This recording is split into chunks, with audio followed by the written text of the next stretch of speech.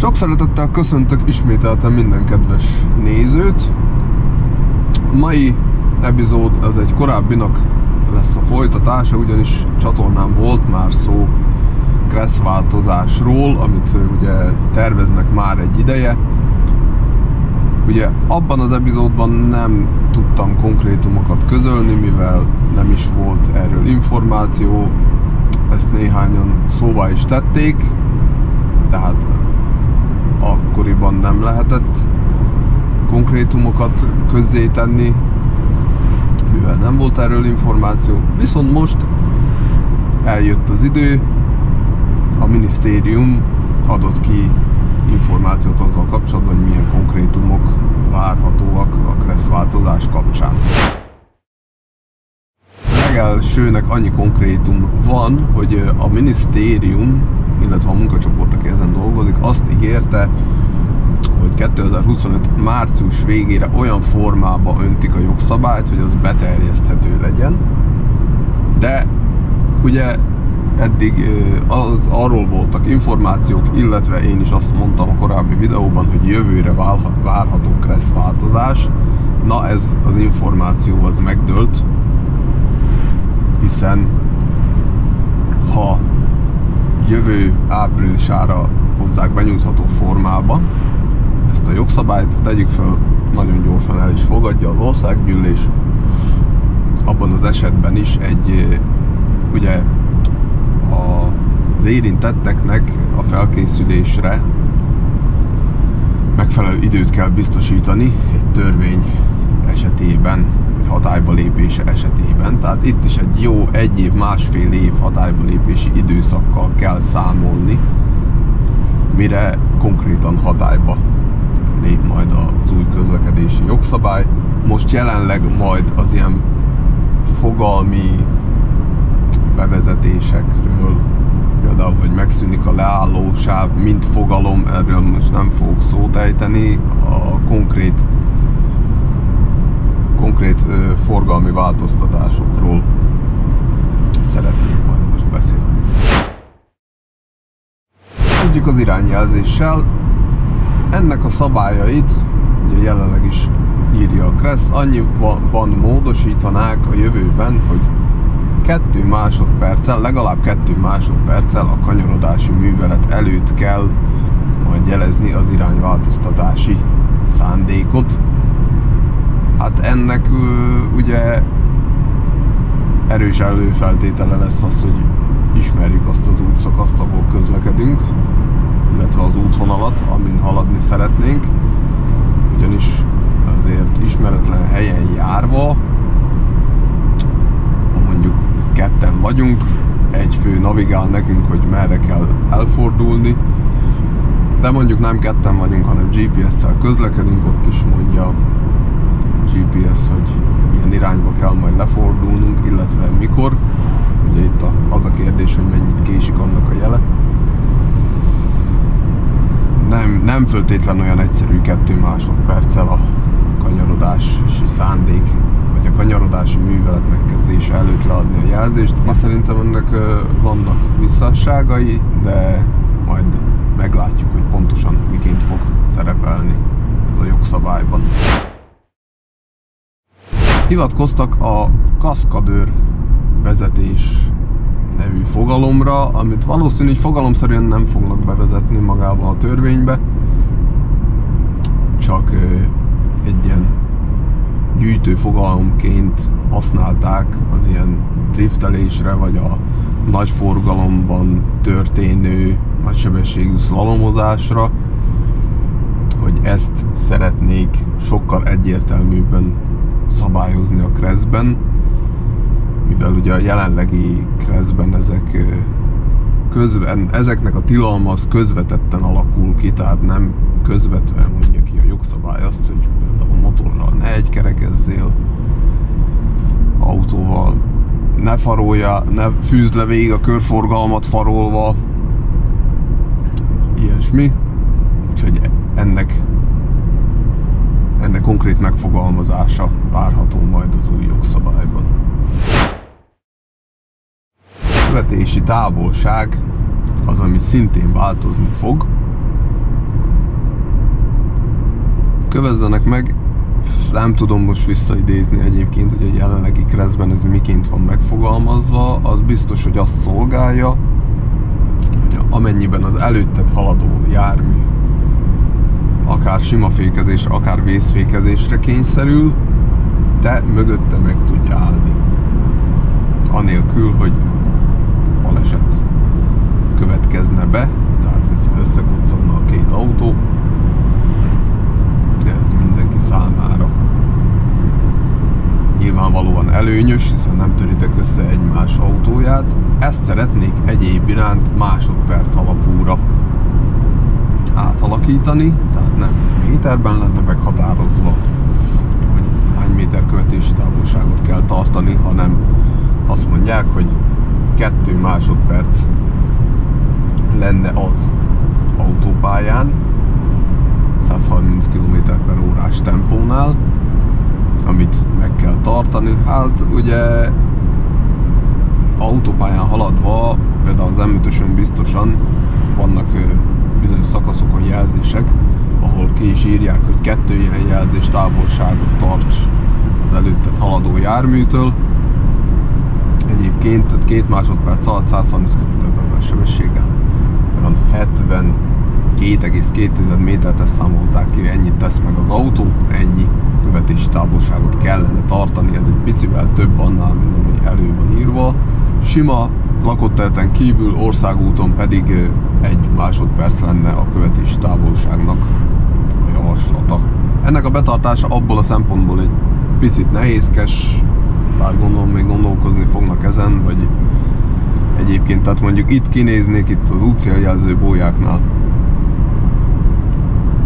halad el az előttem lévő autó, ahogy ő azt eléri, magamban elkezdek számolni 2-ig, vagy hát itt ugye 1-ig, tehát amint elhagyja, akkor várok 1 másodpercet, és ha én az alatt az idő alatt nem érem el azt a bóját, akkor betartottam az adott követési távolságot. Nem olyan vészes, ez kicsit furcsa, nyilván, hiszen eltér a megszokottól, de a méter alapút sem tudtuk kiszámolni eddig, hogy hány méter. Egyéb iránt mondjuk azt talán meg lehet tudni valahonnan, de ahogy itt nézem az útcéljelzőket, nem föltétlen mindig egy azonos távolságra, nagyjából azonos távolságra helyezkednek el egymástól, de nem mindig. Úgyhogy ezt fogják majd másodperc alapúra átállítani. A sebességhatárok, hát bevallom egy kicsit, ugye az indexképen lévő cím az egy kicsit hatásvadász, ugye a 140 km/h-ról van benne szó, de hát ez csak részleteiben igaz, mivel hát állítólag volt szó a vita, a jogszabály módosításának a kidolgozása során akár 150 km/h maximális autópályás sebességről is, ezt viszont elvetették, és jelenleg úgy áll a dolog, hogy megadnák a lehetőséget a közútkezelőnek arra, ugye aki a forgalomnak a szervezője, hogy bizonyos szakaszokon, ahol ezt a szakmai érvek alátámasztják, ott megengedjék 140 km/h maximális sebességet az autópályán. Hát ez igazából olyan nagy újdonság nem lesz, hiszen sokan közlekednek ezzel a tempóval jelenleg is az autópályán. Hogy ennek most mennyi lesz a hozadéka vagy a hátránya, nem igazán lehet tudni. Változnak még az autóbuszok, illetve a tehergépkocsik, illetve a járműszerelvényeknek a lakott területen kívüli sebességhatárai, ezt felemelik 90 km/h sebességre. Tehát nem kell attól tartani, hogy föltartanak minket a buszok, illetve a kamionok. Természetesen ez nagyobb felelősséget is vár el ezek sofőrjeitől. Tehát egy autóbusznak a sofőr 150-nel megy, sokkal nagyobb felelősség van rajta az utasok vonatkozásában, illetve a többi közlekedő vonatkozásában, mint egyébként, bár amennyivel lassabban mentek, az sem könnyítette meg szerintem a helyzetüket, hiszen mindenki mindig utol akarta őket érni, illetve nagyon sok türelmetlen ember van, és kihasználva az első, akár csak eséllyel kecsegtető alkalmat is, de nem feltétlen 100%-ig biztos alkalmat kihasználva meg is előzték az adott autóbuszt. Így talán majd kevesebb ilyen fordul elő. Szóval a sebességhatárok vonatkozásában ennyi lenne a változás, főleg ami ezt a 130-140 km/h érinti. Tehát maximum bizonyos szakaszokon lesz majd ez elérhető. A járműveknek a kivilágítása kapcsán az új jogszabály majd valószínűleg kötelezővé fogja tenni valamennyi járműre a mindenkori kivilágítási kötelezettséget. Ez most, hogy konkrétan mit jelent, ugye lakott területen kívül eddig is, vagy most is kötelező menetfény, vagy a tompított fényszórónak a használata legalább. Ugye autópályán a tompított fényszóró, illetve a helyzetjelző. Világítás használata, és vannak olyan jármű kategóriák, mint a segédmotoros kerékpárok, ahol lakott területen belül is kötelező világítással közlekedni az adott járművel, és bizonyos résztvevők számára, vagyis hát lakott területen kívül kötelezővé teszi majd a távolsági fényszóró használatát korlátozott látási viszonyok között. Nyilvánvalóan ezek alól lesznek kivételek, illetve ennek lesznek szabályai, úgy, mint most is, tehát ha szembe jön egy másik közlekedő, akkor valószínűleg, nagy valószínűséggel nem lehet majd használni, annak érdekében, hogy ne vakítsuk el egymást. Vagy például ugye, ha párhuzamosan halad a vasúti pálya az úttesttel, az úttest mellett, abban az esetben is szembe jön mondjuk a vasúti szerelvény, abban az esetben is ugye a távolsági fényszórót nem szabad használni, hogy a vonat vezetőjének a látását ne akadályozzuk.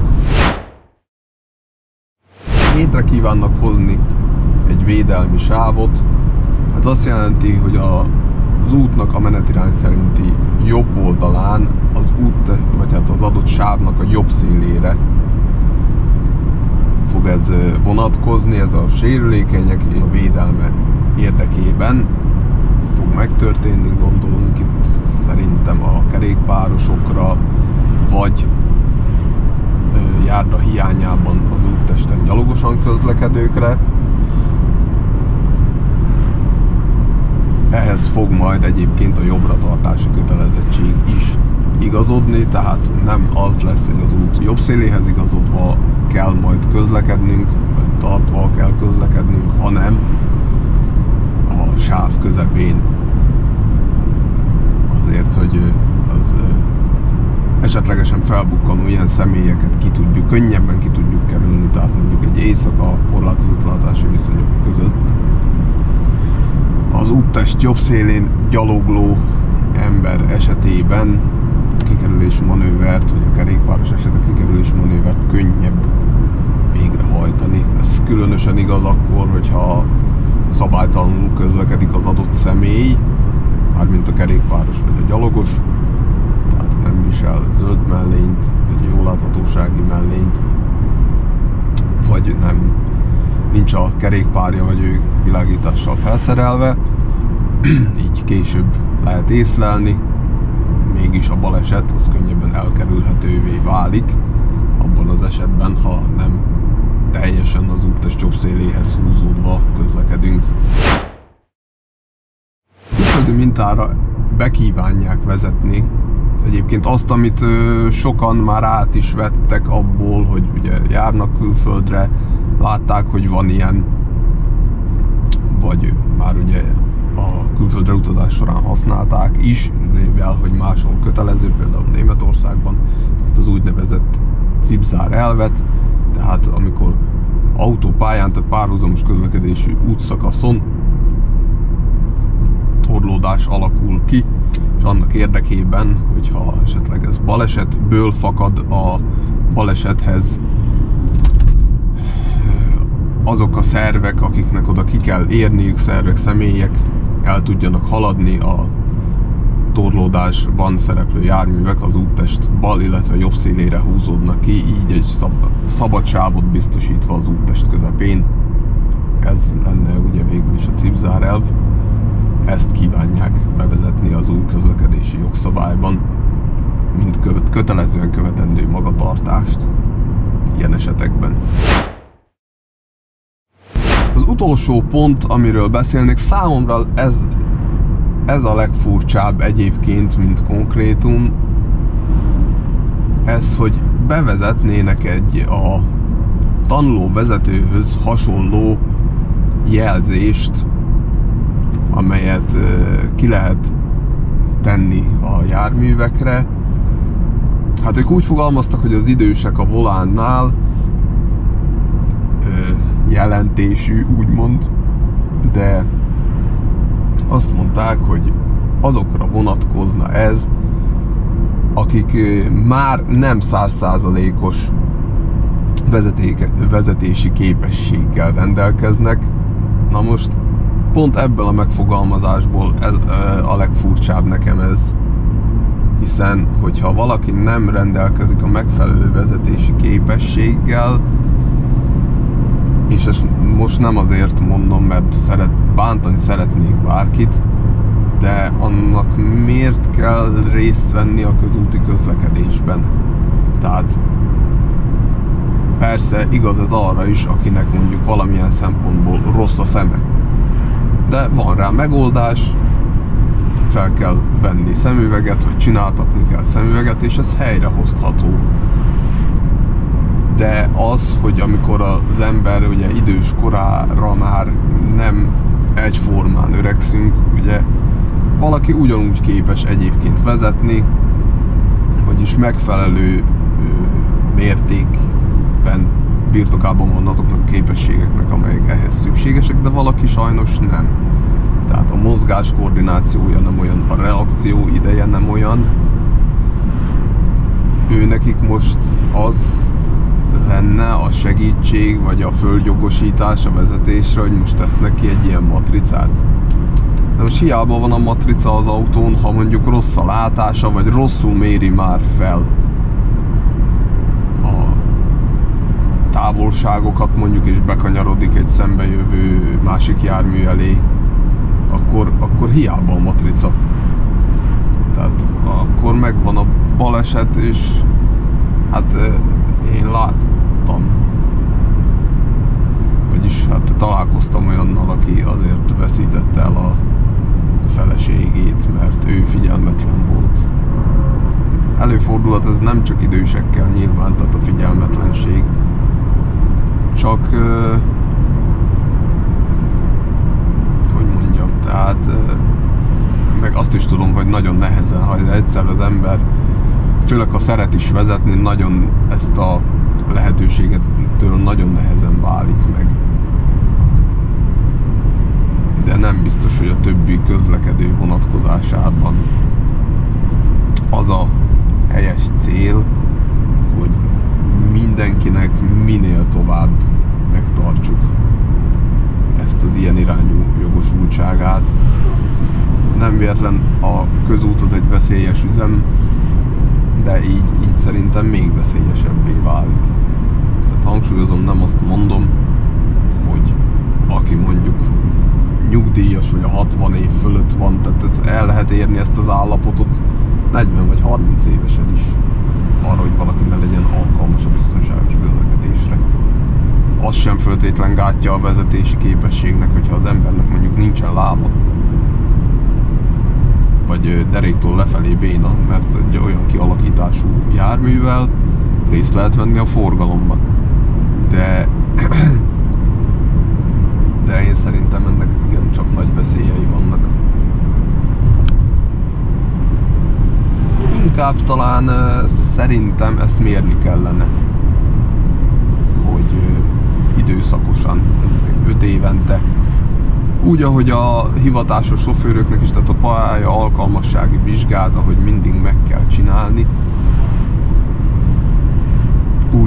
úgy a közlekedők esetében is ezt kellene mérni. Nyilván erre van az orvosi alkalmasság is, azt, hogy hát most ki, hogy miként kapja meg, arról most mindenkinek vannak pozitív, illetve negatív tapasztalatai, hogy nagyjából szerintem abban áll a dolog mindenkinek, vagy a nagy többség tapasztalata alapján, hogy elmegyünk, befizetjük az összeget, leolvassuk ott a táblát,